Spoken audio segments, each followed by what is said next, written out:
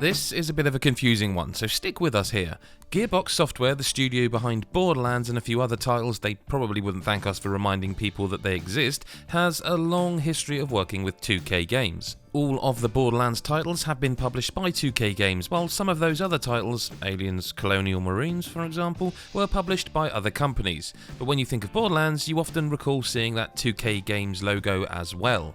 But Gearbox itself seems like a strange company because while they are a developer whose games are published by some huge names, they're also a publisher themselves, having even put out the likes of Godfall by Counterplay Games for PS5 and PC as a next-gen launch title.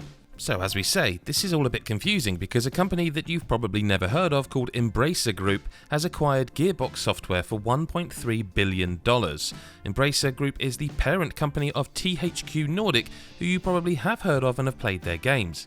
But to confuse matters further, apparently 2K Games is going to continue to be involved with the Borderlands franchise.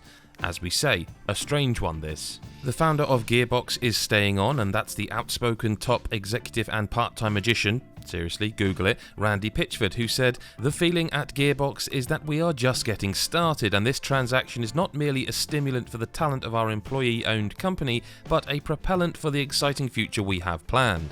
Indeed, Gearbox is getting $188 million upfront in cash, with further payments that will take it up to $363 million, with even more cash available should Gearbox hit targets and milestones. This ties in with the Gearbox spokesperson saying that this money will fuel Gearbox's powerful creative engine. One way or another, the news shook 2K Games enough for a spokesperson to put out this statement: "The merger does not change 2K's relationship with Gearbox, nor our role as the publisher for the Borderlands IP, or any other projects we are currently working on with the studio."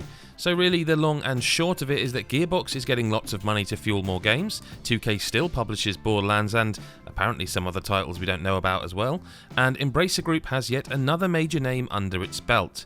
Strange times in gaming, right?